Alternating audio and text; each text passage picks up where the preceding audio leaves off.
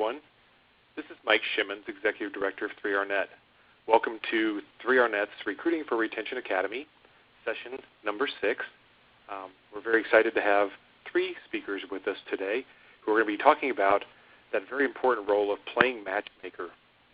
Over the course of our series, we have been building up to this part of the process where you actually have candidates in site in your facilities, and you're talking to them and all the different things that take place with interviewing and making sure that you make that good fit, which is ever so crucial. So we definitely are interested in today's topic and very pleased to have 3 very strong speakers with us that we think are going to do a great job, and we'll encourage you also to ask questions through the chat. If you have them, please feel free to answer questions there.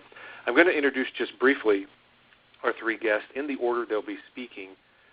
They're just also refer to their bios on our Academy webpage, academy.3rnet.org. All 3 of these are listed, but I want to list them or talk about everybody just briefly in order today. First up will be Debbie Gleason. Debbie Gleason is currently serves as Director of Physician Recruitment at the University of Kansas Health System, a not-for-profit organization and teaching hospital affiliated with Kansas University Medical Center in Kansas City, Kansas. I met Debbie over 15 years ago when we were both charter members of an organization within the Association of Staff Physician Recruiters, ASPR, the regional group, MINC, which was Missouri, Iowa, Nebraska, and Kansas. At that point, Kansas, where Debbie was working in Wichita. And over the years, we have stayed in touch. If you see Debbie's bio, you'll see that she is a well-respected professional in the in-house physician recruiting world, including a term as president of ASPR from 2013 to 2015. She's got a wealth of knowledge, and we're very pleased to have her and really welcome Debbie to the speaking today. Secondly, we will have Carrie Galbraith. Carrie has been in in-house recruiting for many years, first as a hospital recruiter and then also since 2007 as a recruiter for running the ICANN, Illinois, Critical Hospital, ICANN. Sorry about that, Carrie. Illinois Critical Access Hospital Network. Sorry about that, folks. She has been the recruiter for them since 2007, working with 52 critical access hospital members as well as other rural facilities in Illinois.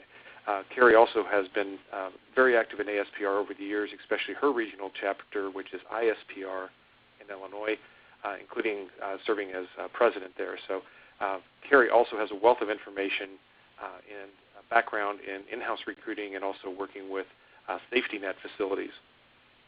And thirdly, we will hear from our staff member and a very strong HR professional as well, Michelle Varcho. Michelle serves as our Director of Education and Outreach and has been with 3RNet since 2012. Prior to that, Michelle worked as an HR Director for a federally qualified health center in Jefferson City, Missouri.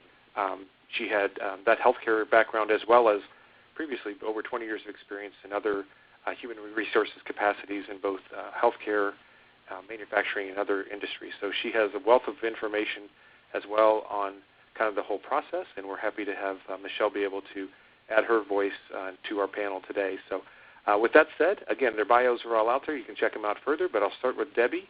And again, thank you, Debbie, so much for being here, and we look forward to hearing your presentation. Again, if anybody has questions, please enter them into the chat box. Thanks. Thank you, Mike. I'm excited to be here with everyone today. I'm going to start off talking about interviewing in general for physician recruitment, and this applies also to provider recruitment if any of you are involved with recruiting for advanced practice providers, nurse practitioners, PAs, CRNAs, the whole gamut of other professionals in your organizations. My roadmap for today, I'm going to start off a little bit telling you a little bit about the homework you need to do to get started. Then we're going to jump into making a case for behavior-based interviewing. We'll talk about the essence of the questions that you can formulate using behavior-based interviewing. We'll talk about how to elicit the type of response that's going to be helpful to you through those type questions. We'll talk a little bit about formulating questions that are relevant to the culture of your organization specifically. And then we're going to talk a little bit about how it ties to, compensation ties to the interview and negotiations that will happen after the interview and site visit likely. And then we'll touch a little bit on negotiation tips. I always encourage all of the people I work with when I'm recruiting, whether it's department leaders or CEOs at hospitals, the physicians that are going to be involved in the interview process, to do their homework prior to opening their position and talking to candidates.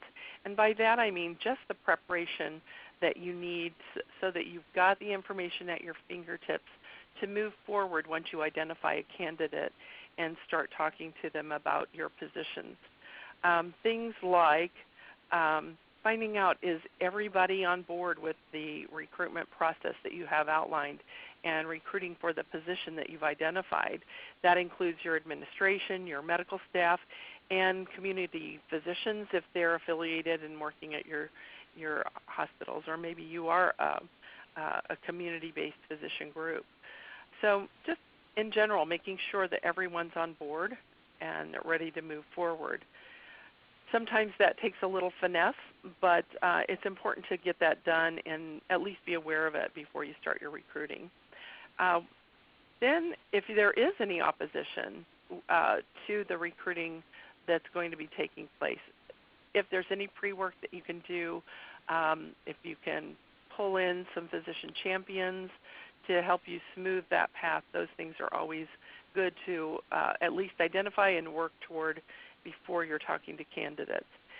If there's a joint venture going on between the recruitment, if you're looking for assistance from a physician group to a hospital, or between hospital groups, or maybe between hospital sites even, or clinic sites, being able to coordinate some of that in advance, understanding what roles each of the key players and key stakeholders will have. And then preparing your contract in advance. So we all know that physicians are in high demand today in many, if not most, specialties. So once you identify a candidate, you want to be able to move quickly with those candidates, and having those contracts ready to go, knowing what your compensation model or plan is going to look like. Is there going to be a guarantee? Is there going to be some marketing and building of the practice that you're willing to do for those candidates so they can be successful? Having all that information gathered, or at least a good portion of it completed before you're talking to candidates, can be hugely helpful in keeping your process moving forward. And then one thing before the interview you might think about as well is, interviews can take place in a multitude of medias today, and that can include everything from a phone call, which is pretty traditional, to an in-person meeting, a site visit like Carrie's going to talk about later, or it could be a Skype visit or a teleconference with a candidate. So make sure that you take advantage of technology to be efficient and to meet the needs of scheduling for your physicians and the candidates.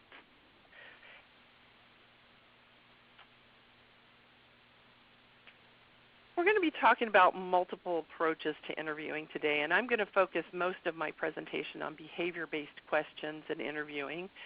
Behavior-based, I'm a big advocate for behavior-based interviewing.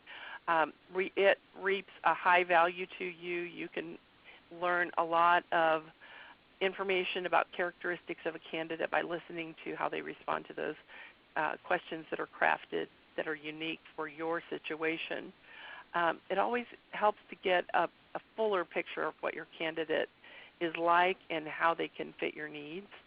But you don't want to ignore the other types of questions. For instance, data gathering and fact finding. Does your candidate meet the minimum requirements? Do they, if they've got a gap in their CV, for instance, as an example, you want to be asking them, can you walk me through how you passed this time? We see there's 6 months missing in the chronology of your CV. So you want to do your fact-finding, and you don't want to forget that. And also, you want to use open-ended questions that helps a candidate to share more information with you in a less specifically directed fashion. Those kind of questions would be, for example, what's attracted you to our position or to our location? Or what kind of amenities do you and your family expect to find in your next location? And we can get into skills and clinical information and the types of practices they hope to build. And I think the best approach is to use, when you're interviewing, is to use a combination of all three. But it's real easy to skip over those behavior-based type questions because they can be a little more sticky in how you frame them up and how you make them apply to your situation, and guiding your candidates to give you the kind of answers that will be helpful. Let me make a case for behavior-based interviewing. First of all, the premise to behavior-based interviewing is that your past behavior is the best predictor of future behavior. I've got a psychology background in my undergraduate degree, and I can tell you without getting to a lot of detail here that has been proven over and over and over the years in HR type related situations and in interviewing. So that premise is a good thing to remember when you're working with candidates on behavior-based type questions. This isn't a new concept. It's nothing brand new, or it's nothing that is going to be cutting edge that I'm trying to teach you here. A lot of it is just common sense, but it is more and more prevalent and is used more and more commonly, I think. It does help you minimize the halo effect and give you some subjectivity, reduce the subjectivity in your interview. A lot of times the term halo effect is used in relationship with doing performance evaluations for employees, but it also applies to interview questions. And a definition I'm just going to read to you that helped me to solidify that in my mind is, it happens when an employee, or in our case a candidate, has the same interest as management, or they're similar in ways, or there's a single characteristic that impresses an interviewer, such as intelligence, sociability, or appearance. In other words, some people call it the similar to me effect. For instance, if you've got a candidate who walks in and they're from your hometown and you have some people in common, that may overshadow your objectivity when evaluating that candidate. And these behavior-based type questions help to minimize that. And then this is also a good way to collect meaningful information about your culture and the fit for your organization. The essence of the questions, as we talked about earlier, it's more than just an open-ended question.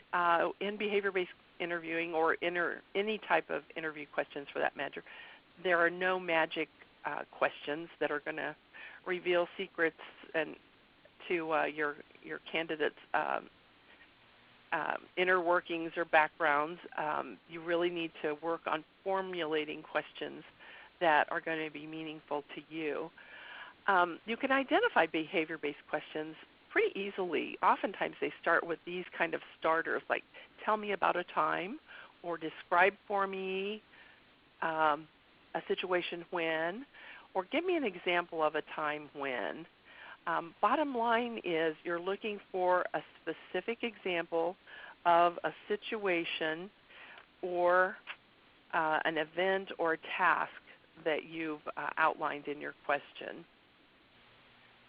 Eliciting a meaningful response is looking for your candidate to relay to you a true story or an appropriate response to your question in that story that gives you specific information that you're looking for.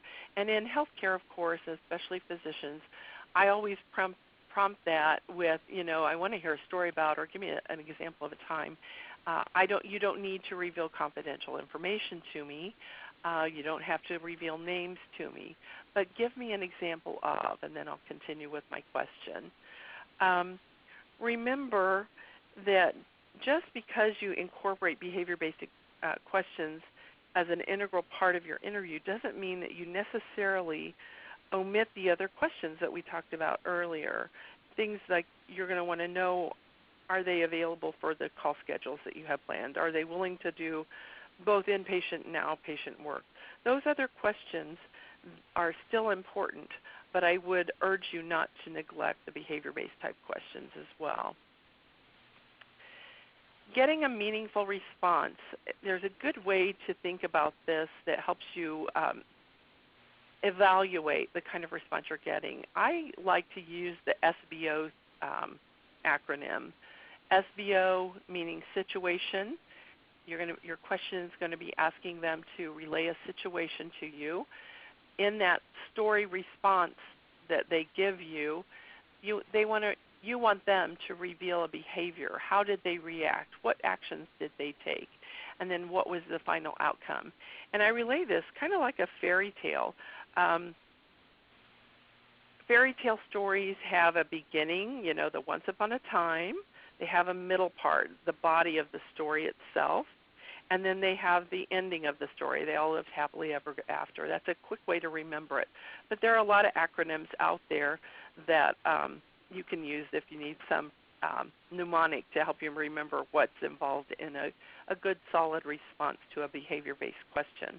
Here's a few of them. PAR, standing for problem, action, result. STAR, situation or task, action and result. But you can be creative, whatever helps you remember, so that you're listening and probing to get the kind of answer that you need. Your candidates oftentimes have difficulty understanding what you're looking for in their questions.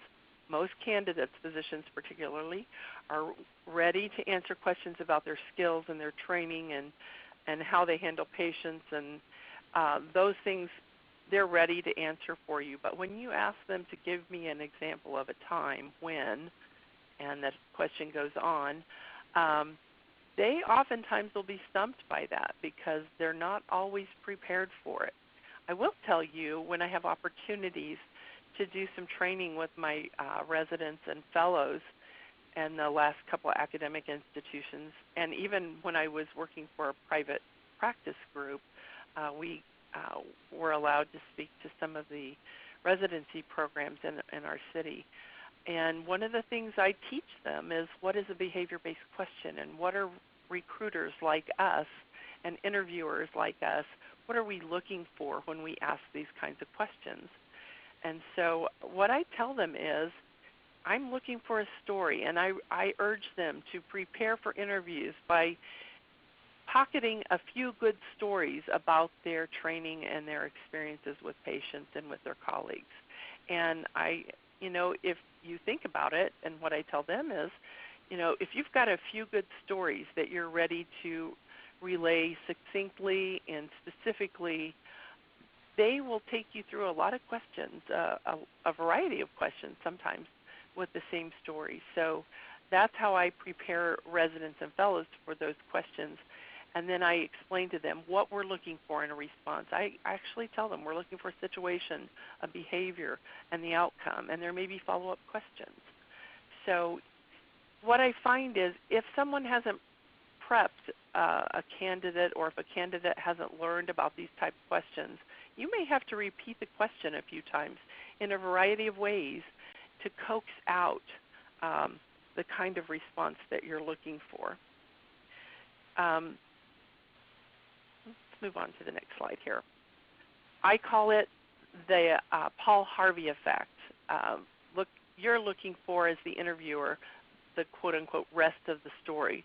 For more clarity and insight, you can probe further into the story by asking other questions like, what would you do differently in a similar situation in the future? Or why do you think this approach paid off for you?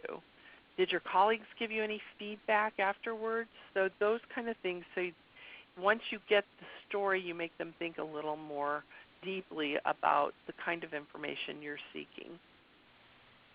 Sometimes, as an interviewer, your most effective tool is silence.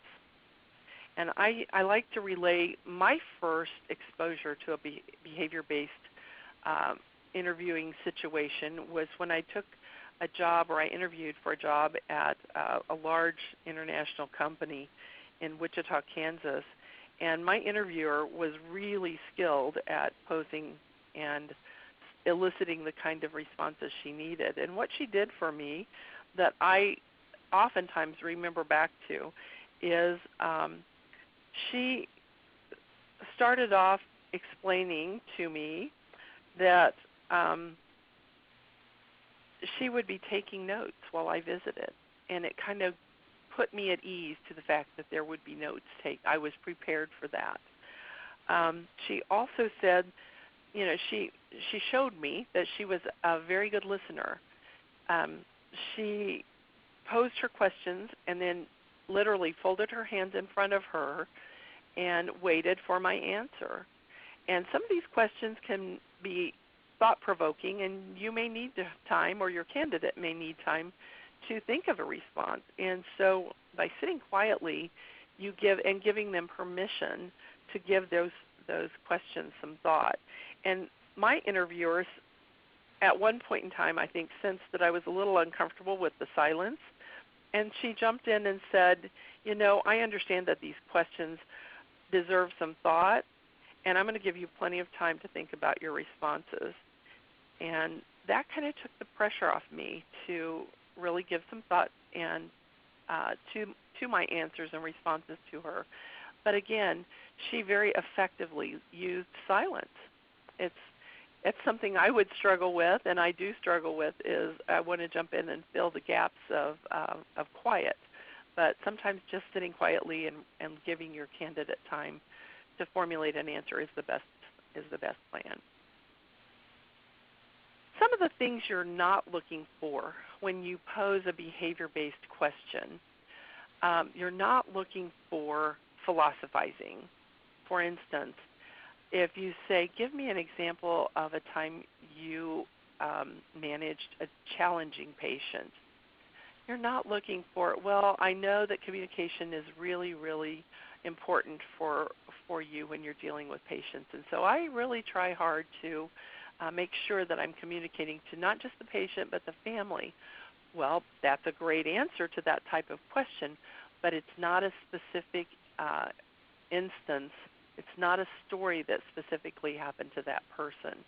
So that's kind of the philosophizing or a textbook kind of answers that you may hear. And you may have to go back and re-explain your question. I'm looking for a specific example of a time with a challenging patient, how you manage them. Can you think of one specific instance? And without revealing confidential information or names, just walk me through what that was like. You're not looking for their opinions, because sometimes those will come out in those answers if they're not skilled at formulating answers to a behavior-based question. And you're not looking for what they normally would do, or like I said earlier, if they go on about, I know communication is important, so I try to communicate with all my patients. I make sure I communicate with the support staff and the nursing staff so that my patients get the best care. That's all great. That's a good piece of information to have, but you're looking for how did they carry that out in a specific situation. Hey, Debbie. Hey. Yes. I'm sorry, I jumped in too. This is Mike. I just wanted to ask real quickly your thoughts. You've done a lot of interviews like this. What rough percentage do you think people kind of struggle with this, with their answers? And just give us kind of an idea of, if you're trying to do this, do you see people struggle with it, or do most of them catch on over time? What is the reaction you're kind of getting with, because you've been using this for a long time, I know. I have been. And, I've seen that change over the years. I think I think there are more and more in-house recruiters going to residency and fellowship programs and teaching them. I think organizations are better and better at teaching behavior-based interviewing techniques to their staff and their physicians. So over the years, I've seen more and more candidates are ready for those kind of questions. But I still say there's a pretty high percentage of those who are not. So be ready for that, and be ready to just repeat and rephrase, and if you have to, just give them some overt tips about what you're looking for. There's nothing wrong with that. Debbie, this is Michelle. Yes. I just had my only thought was when you're talking about what you're not looking for, sometimes when I was interviewing, and I love behavioral-based, I agree with you 100%. I always found that was the best way to find a fit for your particular situation. Mm-hmm. But what you're not looking for is what is they consider the right answer. Sometimes I wanted to know about a situation that had gone wrong for them. Absolutely. Like it didn't always have to be like, what's a great thing that happened? It's more like, what went wrong for you? And if you could change things now, what would be different type of, So not always just the right thing or the best thing that happened in the situation. And sometimes the story they'll relay to you, if they're giving you a very positive and upbeat story, which happens most of the time, that's a good question to do some further probing. Okay, what went wrong in that scenario? What pieces could use some improvement? That's a great point. Or sometimes you go forward. Tell me about a situation that you had to rethink and replan and reapproach. I agree 100%. Looking for how they work through those challenges is as much what you want to know as what they do right. Mm-hmm. I always go back to recall the premise of behavior-based interviewing, which is past behavior is the best predictor of future. So when you're getting those stories, you're hearing about their past behavior. You're learning what may be the predictors of their future behavior should they join your group or your organization. The next piece I wanted to touch on is formulating questions that are relevant to your culture. And rather than give you a whole list of sample behavior-based questions in this presentation, I thought it might be more interesting to talk about how you can formulate questions that are relevant to you and your group or your organization. If you have, as an organization, some overtly expressed values, and we all call them something different, it seems like values, pillars of excellence, they come by a number of names, but whatever the goals are or the characteristics that your organization wishes to embody in the way they do business and the way their physicians and their staff interact with patients and with one another. Those are the things that you might focus on. And sometimes there's a list of value characteristics or the pillars are defined pretty specifically. And I always think it's helpful to start there. If you've got some physicians in your organization that are success stories within your organization, and they have characteristics that you want to see perpetuated within the organization, that's a great place to focus on. Well, what are those characteristics that they embody that we want to see in others?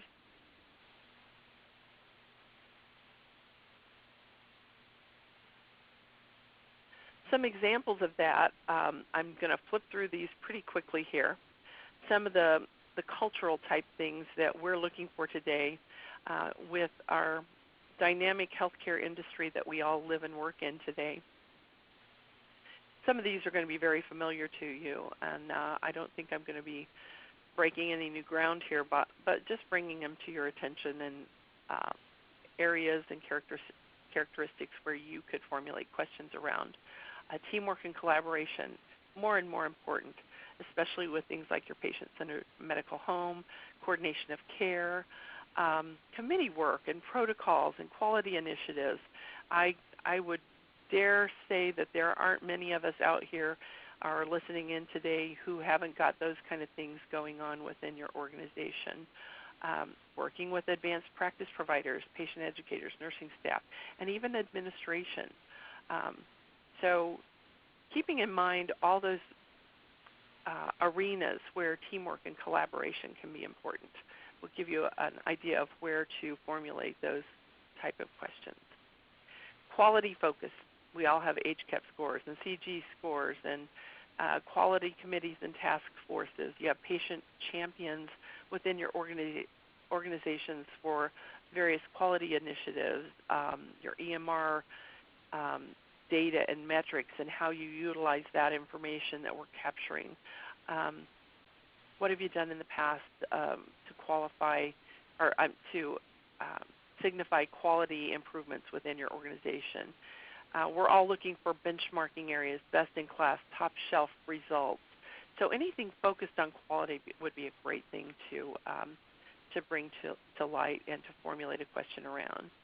Patient satisfaction focus, I won't go through all those, but we all are looking at patient satisfaction scores. We're going to be, many of these initiatives I've just talked about, quality and patient care, those are going to be, our physicians are going to be, their compensation is going to be tied to them in many cases. So those are going to be very important for us going forward. Transparent communication, constructive feedback to your administration. How do they hand off patients to the various shifts, hospitalists to nocturnists, and back to their primary care physicians? Communication within your organization, but also communication within your referring physicians that may be outside your organization, working with the ER staff to the primary care physicians or the specialists, your clinical decision units if you have them within your ERs or running alongside your ERs, your intensivists communicating back to primary care docs or specialists. So all kinds of communication and being transparent about what's going right, what's going wrong. Their ability to adapt to change, huge thing that's going on now. We adapt to change almost daily, it seems like, in healthcare today. So standardization of care, evidence-based medicine, our EMRs and the updates and changes that go along with that, the recent implementation of ICD-10 and coding changes, all those things would be areas where you could formulate questions. Respectful attitude to your team members, to your support staff, to the multidisciplinary teams that you might be interacting with.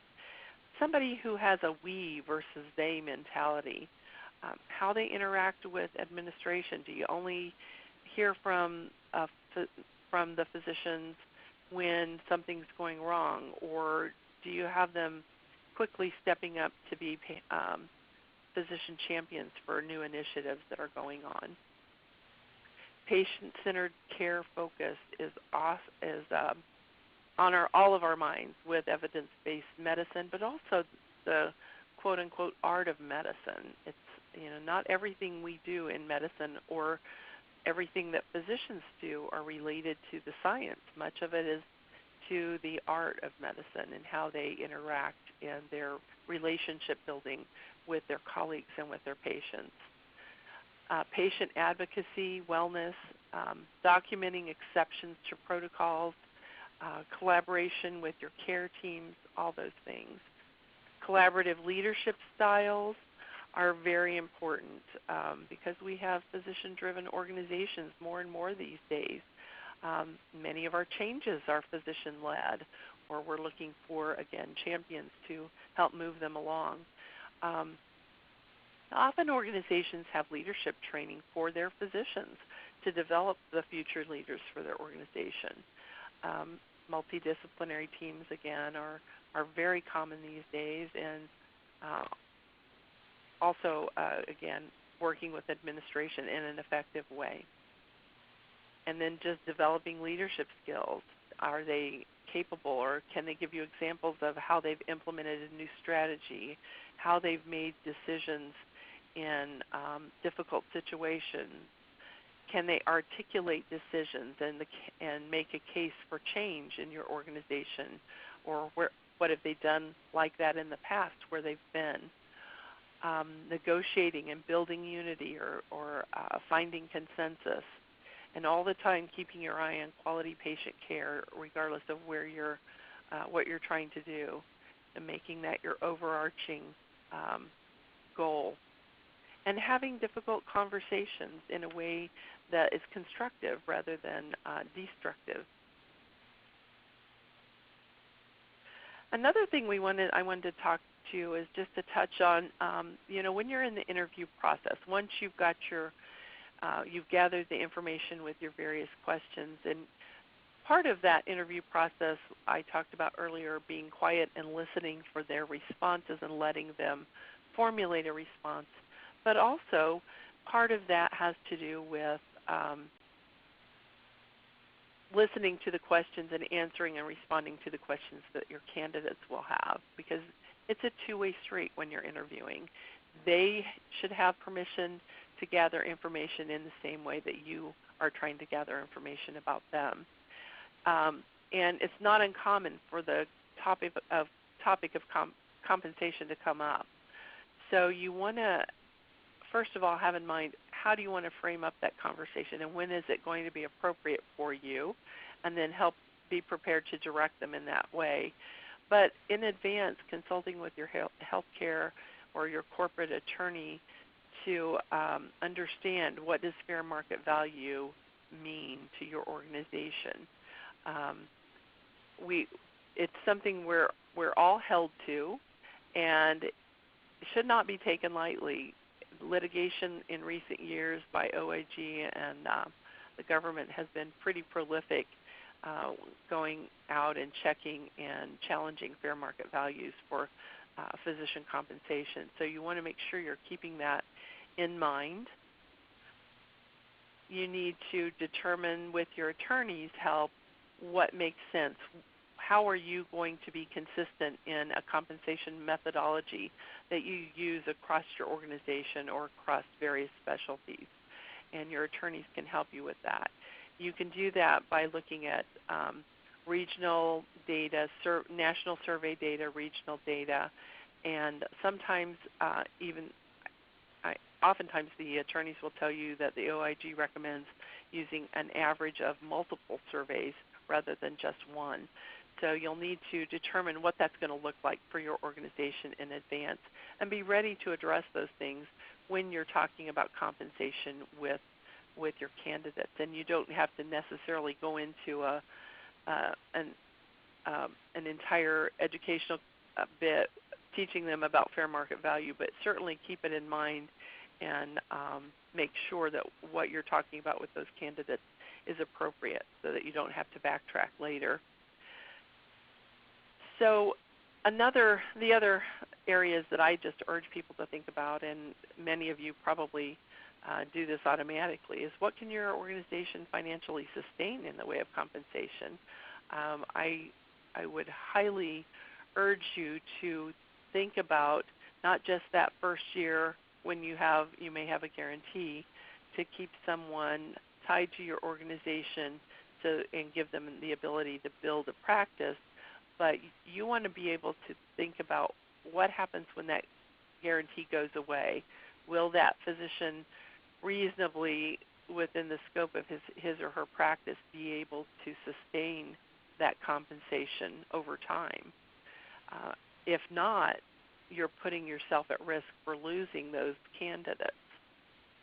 And understanding what it takes to stay competitive in your organization, and those surveys are really helpful in that. Also, how soon do you want to talk about compensation with the candidate? Do you want to initiate that up front, save yourself some time perhaps down the road, or are you of the persuasion where you want to save those things for last? And if so, and it's brought up by the candidate, how are you going to address that? This is just a list of a few of the compensation surveys that are available out there. MGMA, I think, is probably pretty well known to most people in the healthcare industry, and they've got a very vibrant and robust survey and survey data that you can look at. For academic institutions, also the AAMC has survey information. I did not list that here, but academic information is available if you have physicians who are doing some teaching as a major part of their responsibilities. What used to be the Hay Group is now was purchased by Korn Ferry, so it's the Korn Ferry Hay Group compensation surveys out there. AMGA's compensation data used to be gathered by Sullivan Cotter. I believe they gather their own and analyze their own data now, but Sullivan Cotter still has their survey out there. Towers Watson has a survey. That HHCS has a survey out there. Many of the state hospital associations or medical associations have surveys that they do for their own state. Even sometimes you can get those surveys for free if you participate. So that data for your regional areas is available. And your physician specialty academies also oftentimes will have data available to you. Just be aware that oftentimes that data is also self-submitted, and whether or not you want to consider that reliable data is something you should consider. And there are other surveys out there, but I think I've touched on some of the biggest ones. Carrie or Michelle, are you aware of some I might have missed? None that I can think of. That's Okay. a pretty good list.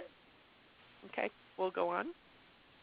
The only thing I would think of is if it would be something of their local association, like for FQHC, MAC does a compensation and annual compensation survey. So absolutely.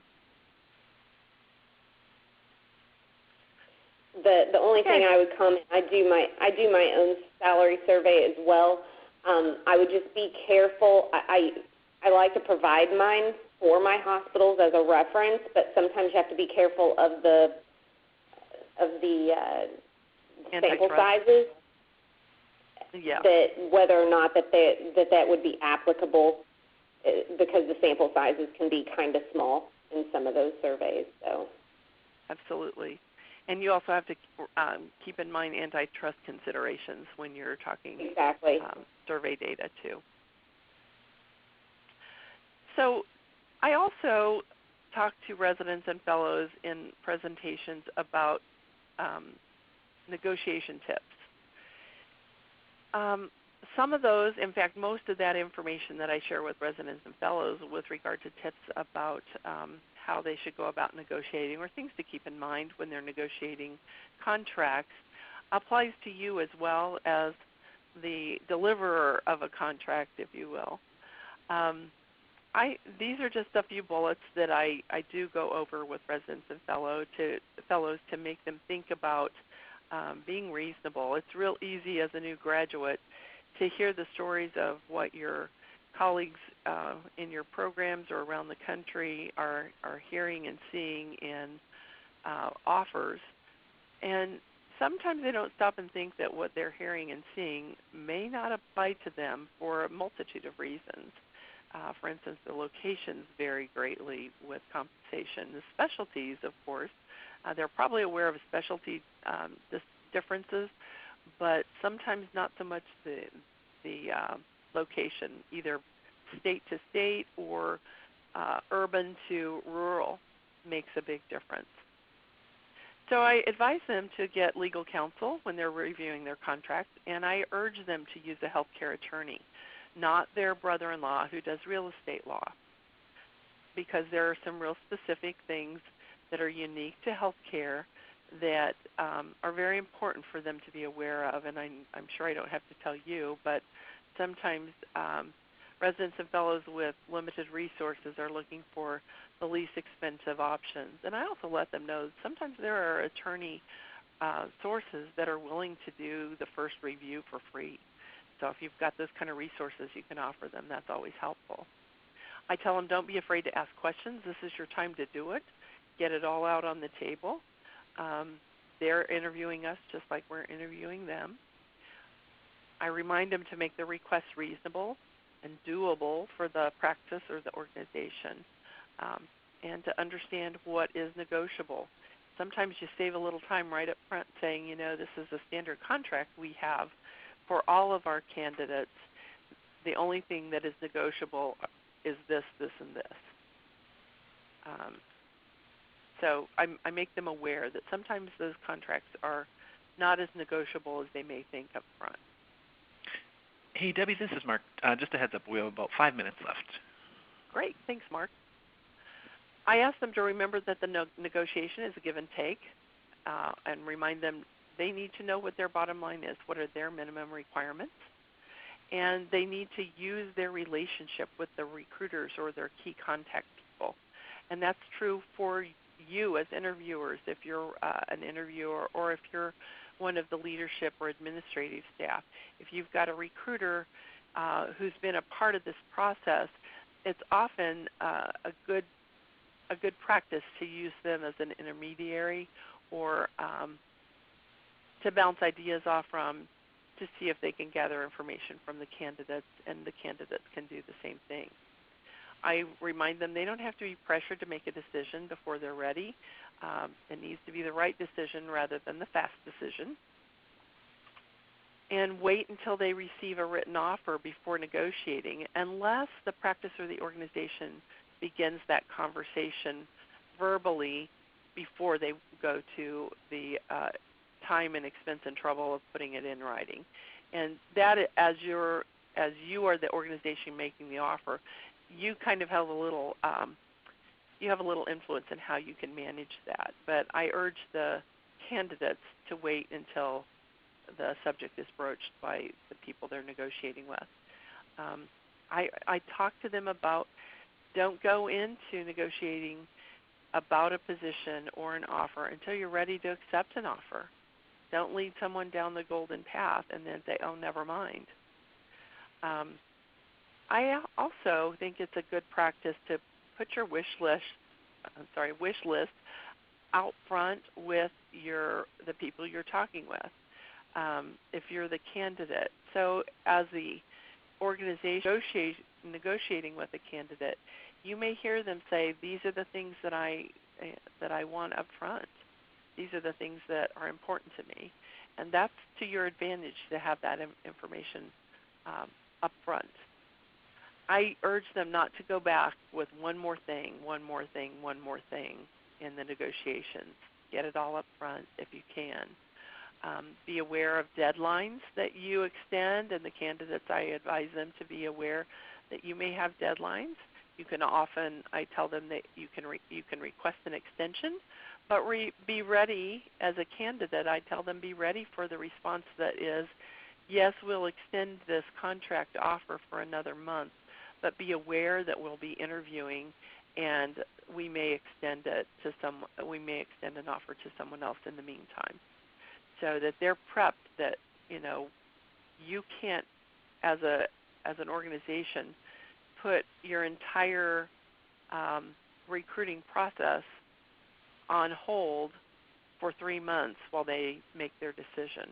You have to keep moving forward.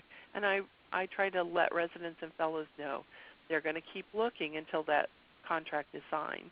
And it's not official until the contract is signed by both parties. Accepting an offer verbally and following up in writing, or extending an offer in your case verbally and following up in writing, and accepting it verbally and following up with a signature or a signed contract. And I urge them not to accept an offer with a voicemail. And for us as organizations, we don't want to be extending the offers with a voicemail either. Ask for a return phone call. Get them on the phone. If you want to extend it verbally before you send something out in writing, do it in a conversation, not a voicemail. That is the end of my presentation. If you have questions, go ahead and continue to send your questions to through the chat box, and I believe Carrie is going to continue with the site visit. All right. Thank you, Debbie. Now we're going to move on. Hopefully you've done some excellent screening and interviewing in your process and have found a candidate that you want to bring in for a site visit. So we're going to move into what a facility needs to think about and do to plan that site visit.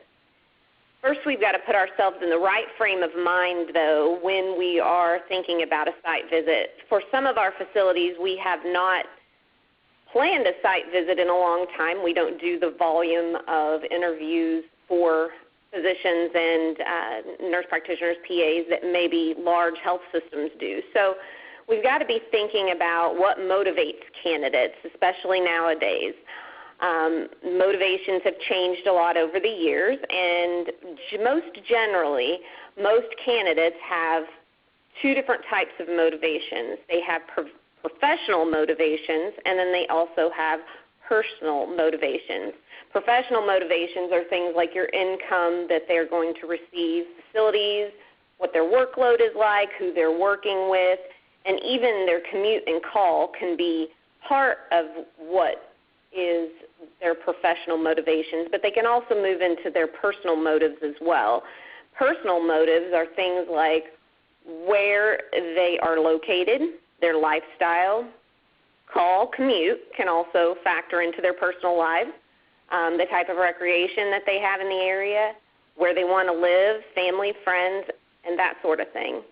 Obviously, that all creates what we hope is a work-life balance for your candidate, but every candidate's work-life balance is going to be a little different. According to studies, we know that, especially in medical residents today, there are three practice choice factors that motivate a candidate. And for the residents today, the top three are location, lifestyle, and call coverage / personal time. So call coverage as a personal motive. And as you can see, all three of these motivations are personal motivations. So that is why the site visit is so very important nowadays.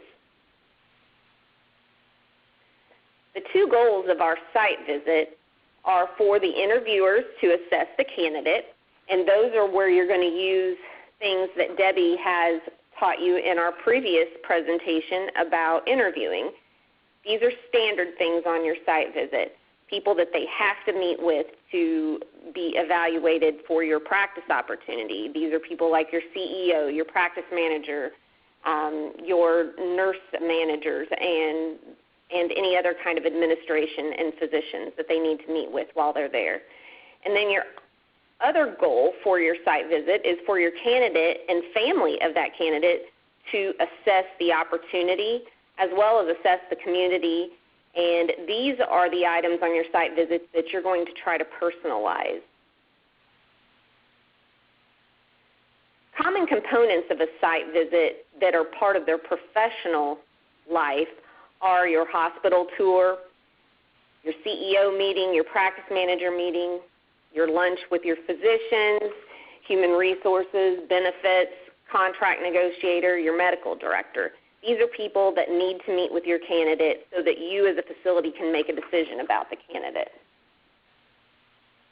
Now, the parts of your site visits that you're going to want to try to personalize that candidate is your community tour, your community members that you involve in your community, realtor tour if you use a realtor, bank and financial advisors if you include those sorts of people, school tours, lunch with groups, dinners with physician spouses, and other special interests that your candidate might have. How do you find out how you want to personalize your visit? Well, you have to ask, and hopefully you've uncovered some things in your interview process by using lots of open-ended questions so that you can determine what you need to include in that personalized part of your site visit. Now, you may also uncover some important professional things that you need to include too. Maybe they're things that the physician needs to see to make his decision professionally, but the majority of the things you're going to personalize are going to be their personal everyday life things. So you're going to probably want to try to ask the candidate, obviously without becoming too personal, what they need to see to make a decision about your opportunity. Would you like to see our local schools and daycares? You're not going to directly ask them, well, do you have kids? But you can ask them if that's something they need to see, and then you're going to uncover that need if it's needed. Would you feel like you want to buy a house? Do you have any recreation or hobbies that we might need to show you that are very important to your family? You might uncover that one of their children takes gymnastics lessons or piano lessons, different things like that. Cultural or religious interests or needs.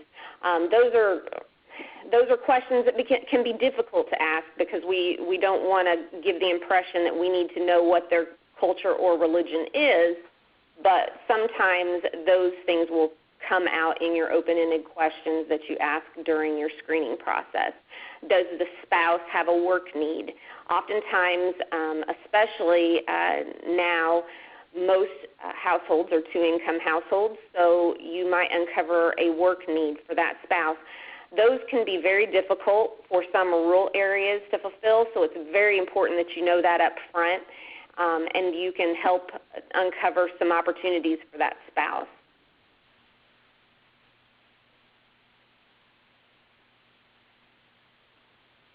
These are just a list of some key ideas or areas that you might want to personalize. You might want to take your candidate to visit with the principal of the public or private school in your area.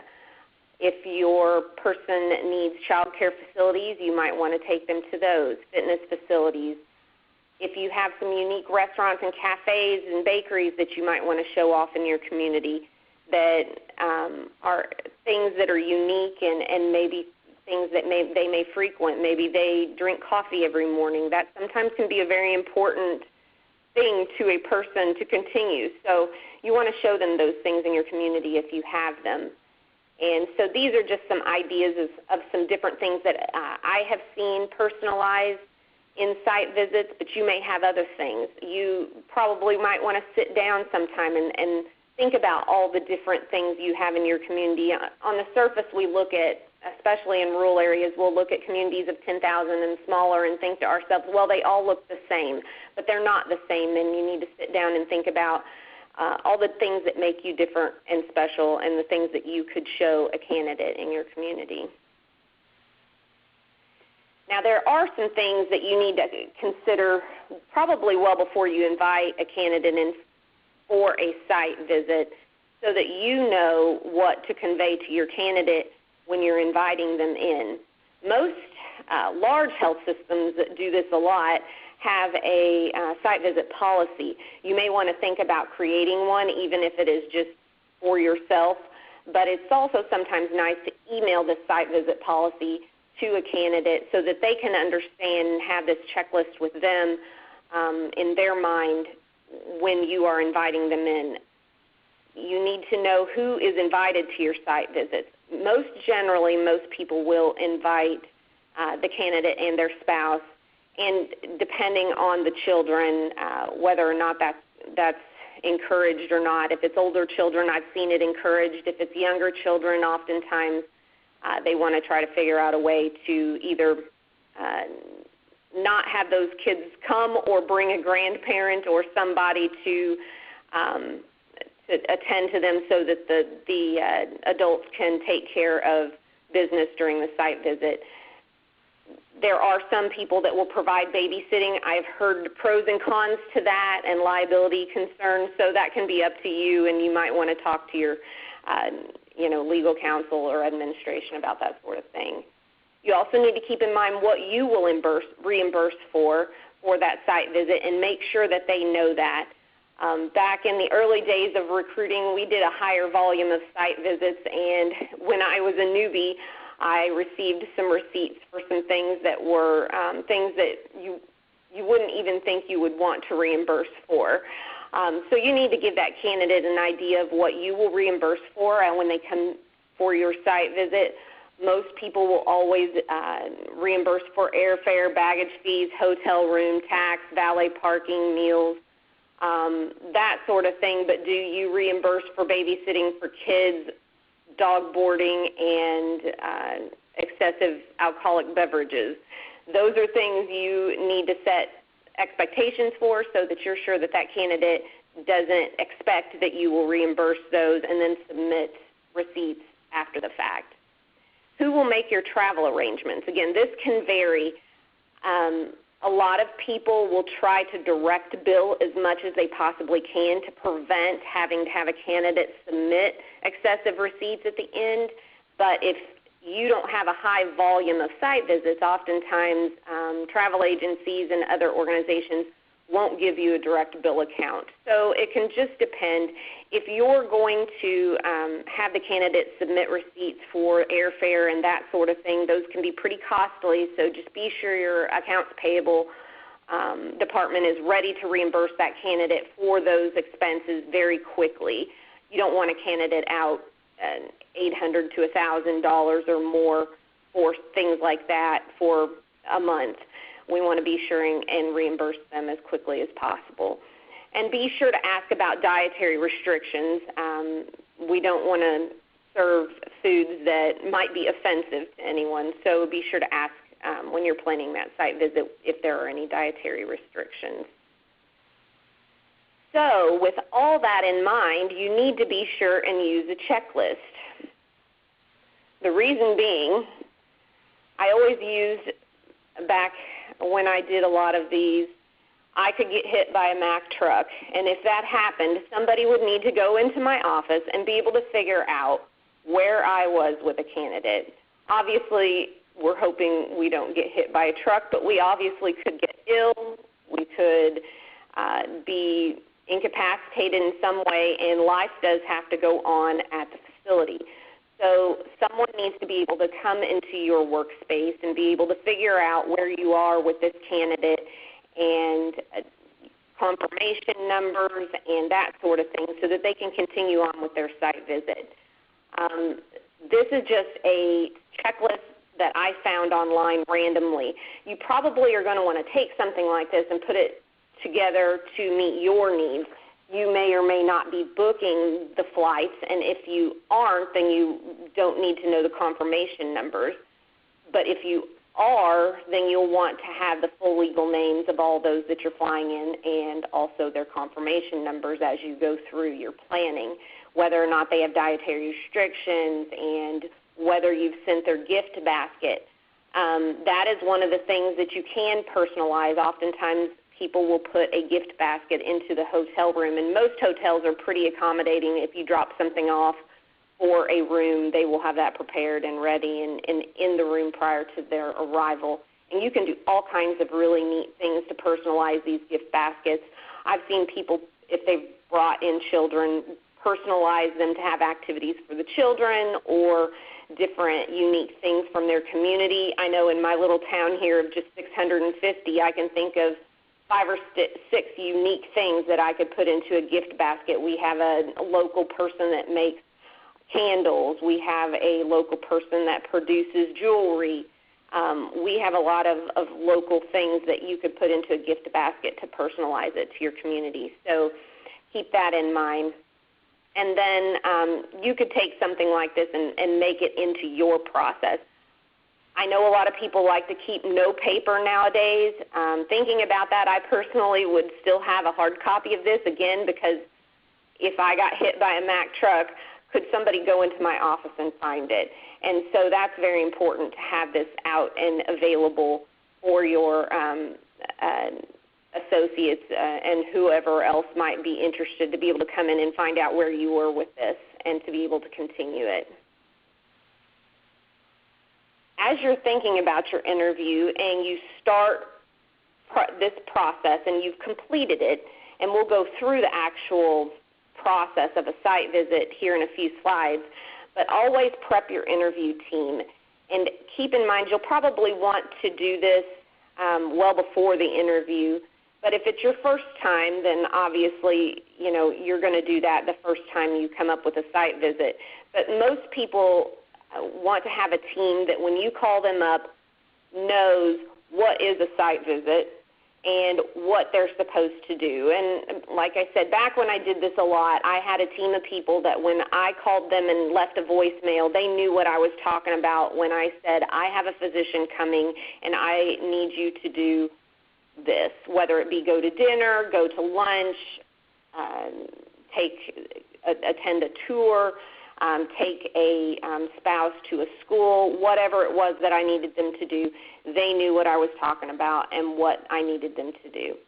I usually provide the entire team with a resume. If the resume isn't appropriate for a certain team member, then you could maybe provide them a shortened resume with their name, their spouse's name, and some of the interests you've uncovered, the spouse's interests, the children's interests, hobbies, different culture, and that sort of thing. so that they will have a basis for their conversation and they can draw out any concerns and address those. You'll also want to be sure that your interview team is prepped to call you with any concerns they draw out of their conversations. If you send the candidate's spouse to lunch with several people and you're for some reason not in attendance, you'll want to be sure that they report back to you with any concerns that are uncovered and how those were addressed.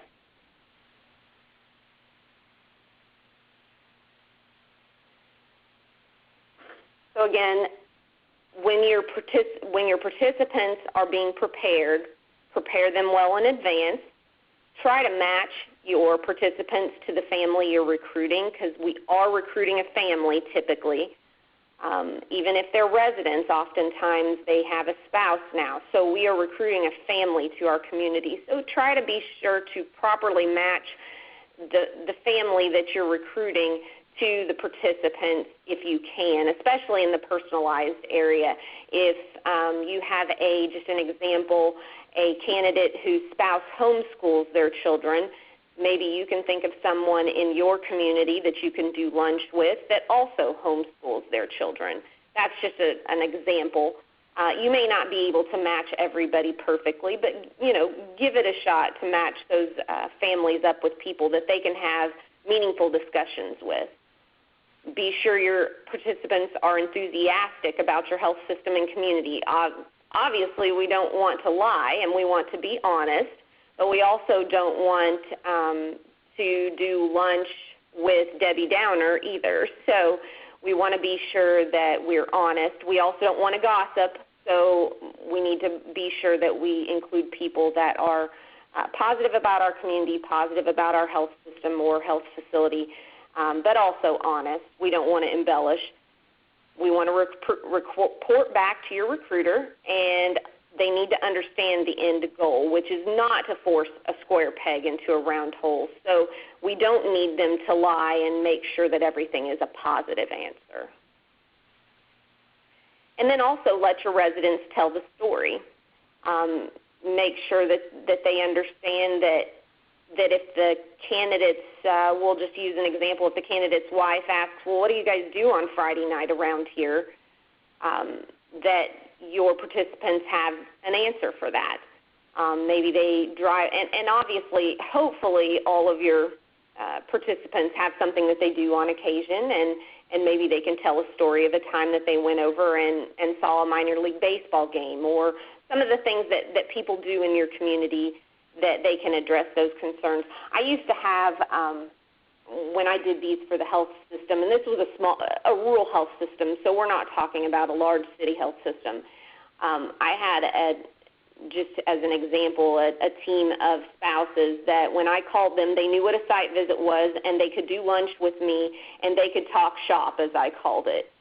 When a candidate, they welcomed a candidate, we would do lunch, and they would just begin to talk shop. And these are the kind of things that they would talk about with the candidate, and it was just a really free-form, get-to-know-you kind of session, and we would usually do it at the coffee shop or somewhere kind of unique. So those are great ways to make your candidate feel welcomed and for them to ask their questions about your community and what people actually do day to day.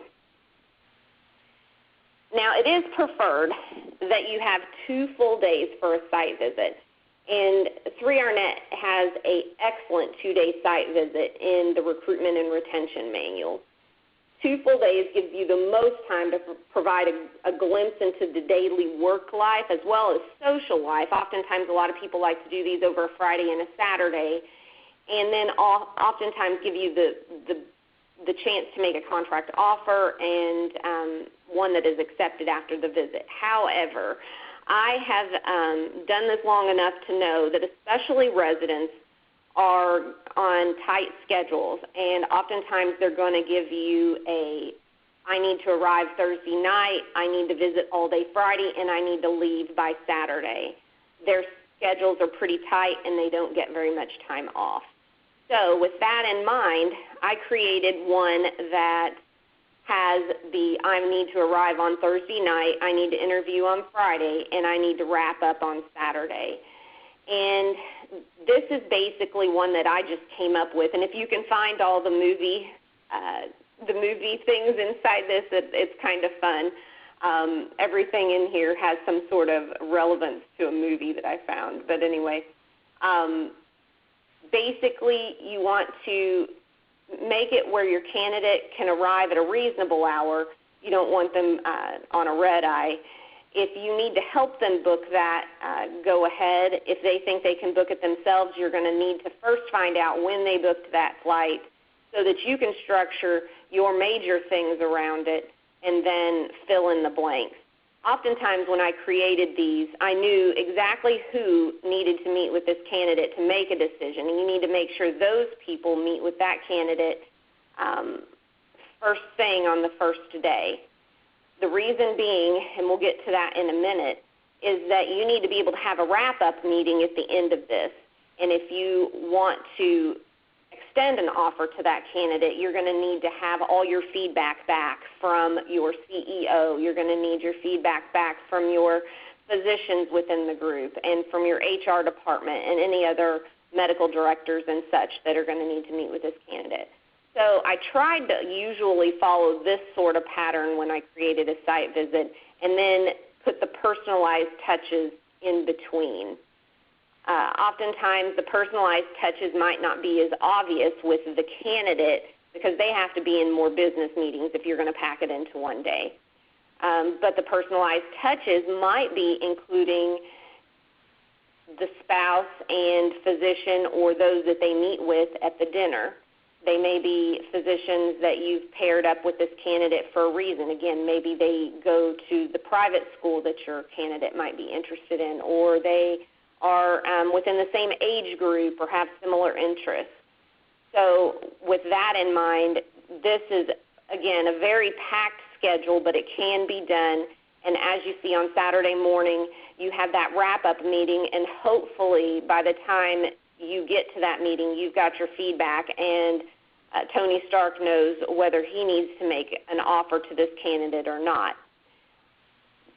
Then they would leave for the airport. Now, there are some things that you can do to further personalize this, and these are things that you need to get feedback from your candidate about. Oftentimes, they like to bring their own car, I found anyway. In other words, spouse and physician rent their car and drive over to your place. Now, depending on whether you need that time to talk to the candidate, whether the drive is horrible and they're going to get lost, you can kind of make that judgment. If it's pretty common that you think you might lose a candidate from the international airport to your location, then it might be something to think about having somebody pick them up. And if it's a long drive, sometimes CEOs or practice managers might use that time, even the recruiter, to give a tour on the way there and talk about some of the things you can do and also talk about the job opportunity. So there's some opportunity there as well. Yes. Hey, Carrie, it's Michelle. Do you feel it's important to sometimes also work in, if you can? I mean, it looks like you got a tight frame here, but sometimes if it's somebody that's coming to your area, like they're coming from an urban to a rural, do you think it's valuable to give them time to explore on their own? I think so too, and sometimes that car ride is a time that might be the only time you get. So, renting that car and trying to get them in as early as you can on Thursday. This is more of a resident schedule. I found with residents, you just couldn't get 2 full days with a resident, including the day that you flew them in. So this is more of I finish my rounds at 2 o'clock and I need to fly out and arrive. So renting that car gives them time to explore and mess around Thursday afternoon. And then also you can schedule that flight back as late as you want to. Again, having 2 full days is absolutely great if you can do it. It's just I've not experienced a time where I've always seen that done. It was less common, actually. I thought oftentimes your doctor was telling you, well, either that or they had kids. And, well, we have kids and we can't leave them with the grandparents that long. We've got to get back. Yeah. But yeah, to schedule in, and that is one thing, too, on the next page. This is the physician schedule. Now, your physician hopefully understands that they're going to be a little more busy. On the next slide here, I have a example.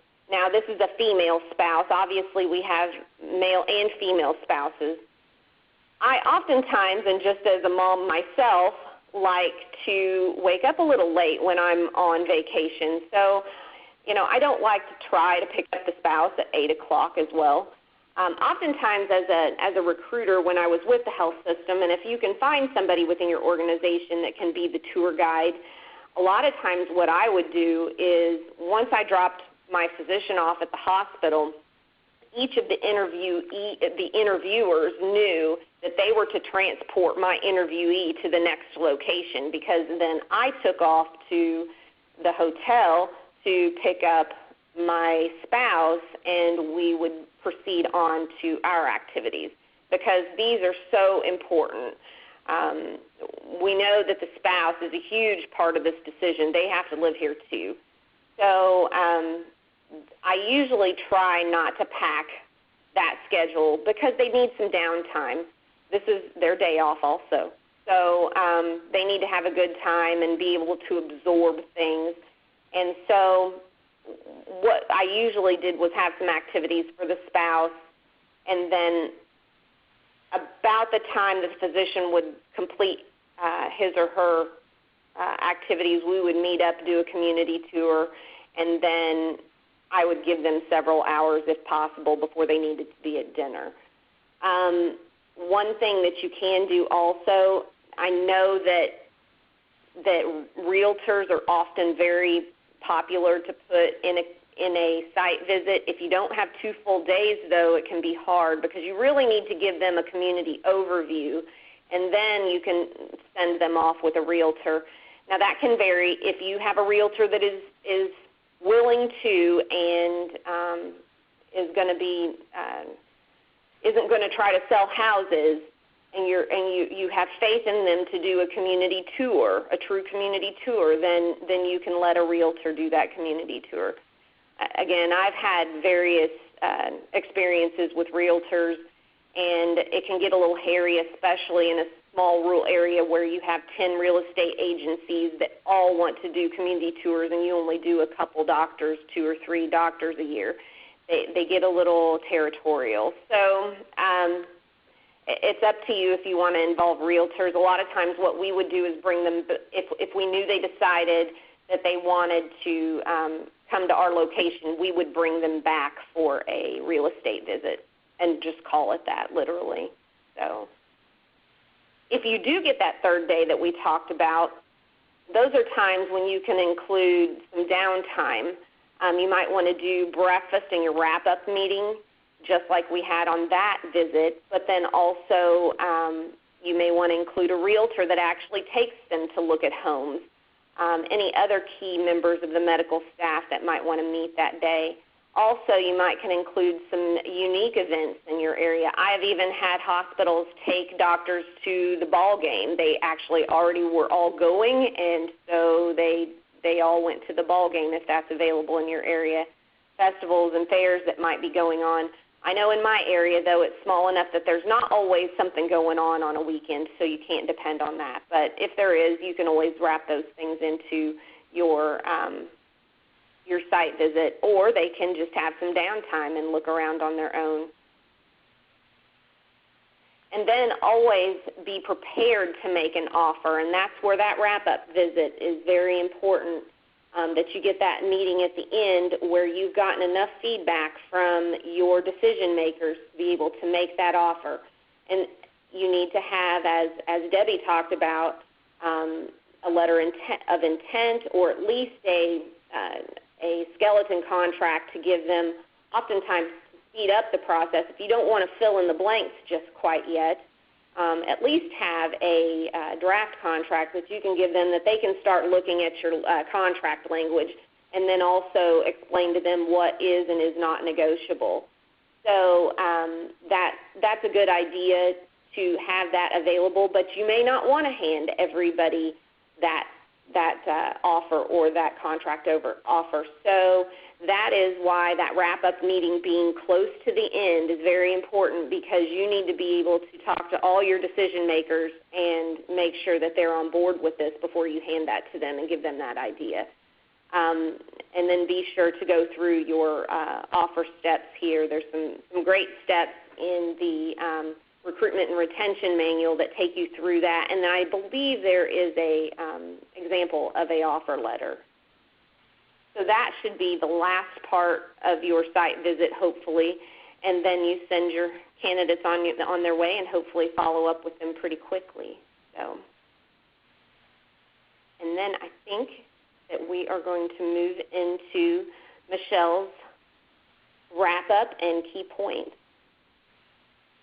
Okay, thank you, Carrie. Yes, you are correct. There is a letter of intent in our sample one in our the 3R Net Recruitment for Retention Manual. I just have a couple of slides here. I know our time is coming to an end. I just have a few minutes, and so I just wanted to reiterate a couple of things. Debbie and Carrie have gone through everything perfectly today. They've really given a lot of points around this matchmaking. And so the things I just wanted to talk about is understanding that this is identifying your ideal fit. So, I always liken this kind of to a marriage. So in the beginning of this process, someone left, and so you had a new position, and so you figured out what you wanted from that. If you wanted 2 part-time people, 1 full-time person, what you were looking for. Then you got your recruitment team together, you created a budget. Then you went and you started sourcing candidates. You wrote your job postings. And so, now finally you've whittled it down and you're ready to meet the person, right? It's like you put on your lipstick, you've got your best dress on, and now you're ready to talk to them and get to know if they're the person you want to be with, right? And so that's what this is so key. The interview and the on-site is so key to finding out if that really is the right person for you. So then I'll talk a little bit about that, the recruitment team, your unique selling points, and how mindful matchmaking leads to better retention, and, of course, your thank you communication. So when we were a couple of sessions back, if everybody's been on every session, one of the things we talked about was the recruitment team, and I think you've heard that throughout the whole thing that Carrie was discussing. This is where I feel like this one part, the matchmaking, the on-site, is where a huge part of your recruitment team comes in. It almost seems like every single person that is involved in the recruitment of this position will have some part to play, either in the interviewing or on the on-site visit. Like Carrie talked about, there's the community recruitment. So you're going to talk about a real estate agent, your school representative, bankers. I always talk about a local area expert. Carrie mentioned going to coffee. If you've got Bob that sits at the coffee shop and has been in your town all of his life and knows every good thing there is about it and all the neat history of it, it's always fun to take 15 minutes for someone to sit down with Bob, as long as Bob likes your facility, okay? And then on the practice side of things, your leadership team, your board member, your medical peers, the support staff, and then I actually put the financial advisor in the practice setting of that. Something that we did at our facility was we actually did have a financial advisor, the person that was involved in our 403B, sit down with candidates and talk to them and say, what are your financial goals? If you're a resident, you want to be out of debt in 5 years. If you're about to retire in 10 or 15 years, what are your goals? And then knowing generally what our benefits were, what we were offering, just a generalization, nothing really overly specific, a salary range. He would sit down and say, this is how this health center or this is how we can help you reach that. So that was always kind of a really strong point for us, a strong advocate for us on that on-site visit. And then Carrie talked a lot, and this is really important, something that 3R Net really believes in is about the spousal partner satisfaction. And it is a key success or a key factor to the acceptance of the offer. So finding someone in your practice or like Carrie did, someone in the community, if you have a pediatrician that's coming in and her husband is a huge sports fanatic, it'd be really great at dinner that night to have someone else from your team that was a sports fanatic that could talk to that person. So being mindful of those type of things. The other thing I like to talk about is, in one of the previous sessions, again, this is how all of these sessions are kind of tying into how each step kind of builds on the next one.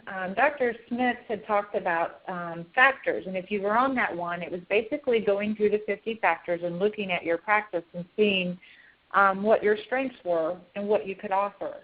And so USP, of course, means unique selling points. And when you identify those unique selling points, you then tailor your interview questions and your on-site to that.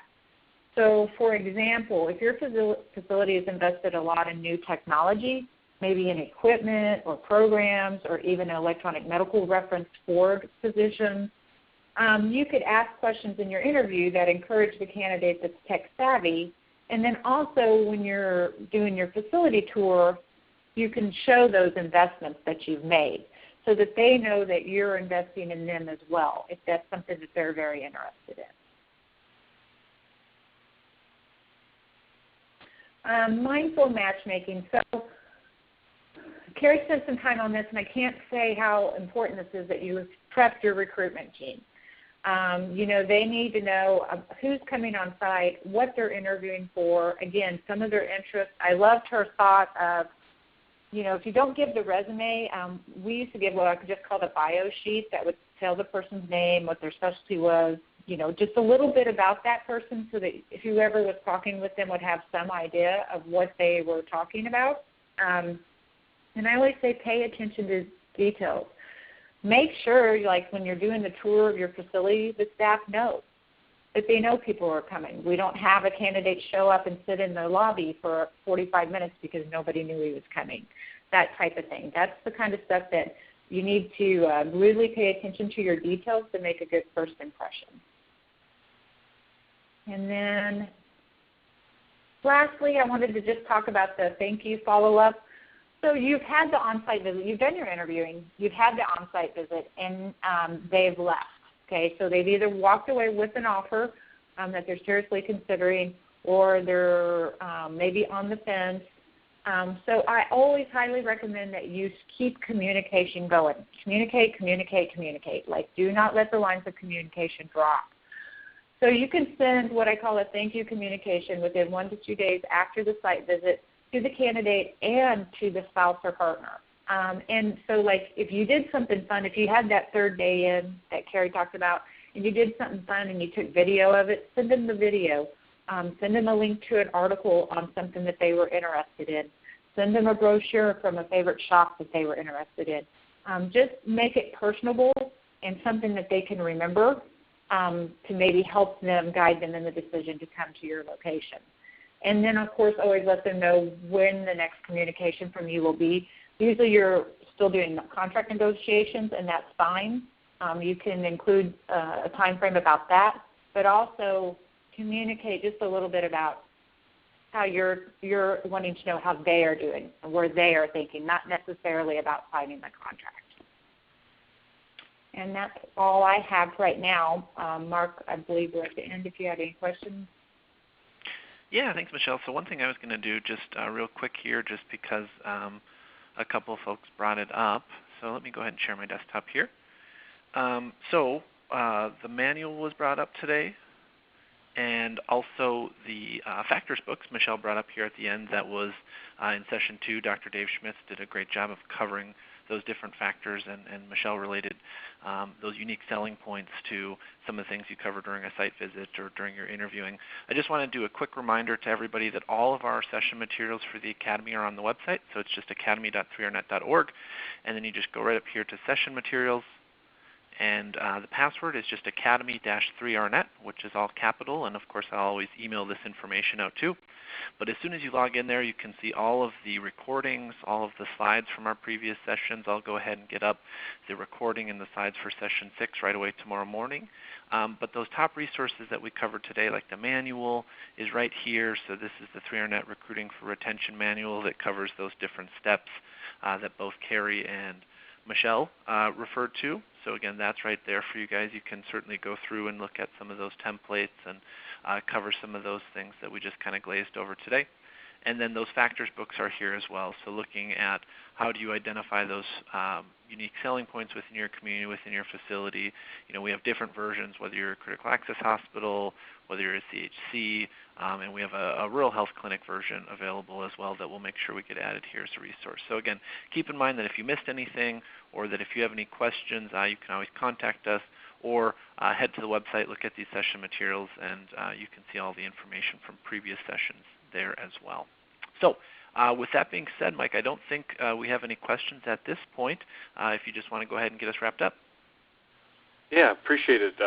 Again, thank you so very much to Debbie Gleason, Carrie Galbraith, and Michelle Varcho for sharing their insight today on what is probably one of the most crucial parts of the entire process of recruitment and retention, and that is getting that fit right for your facility. So lots of good insights. I hope that all of you had an opportunity to learn something, some tidbits, and also some resources that are out there. Thank them for their time today, and look forward to talking to everybody on February 21st, our session number 7, where we're going to be talking about the process of retention and onboarding and issues around now that you've hired this person, where do we go from here? So moving through the process, and appreciate everybody's time, and look forward to our next session with you. So thanks again, Debbie, Carrie, and Michelle for today. Wonderful job, and we look forward to talking to everybody again on the 21st. Take care, everybody. Thanks. Bye.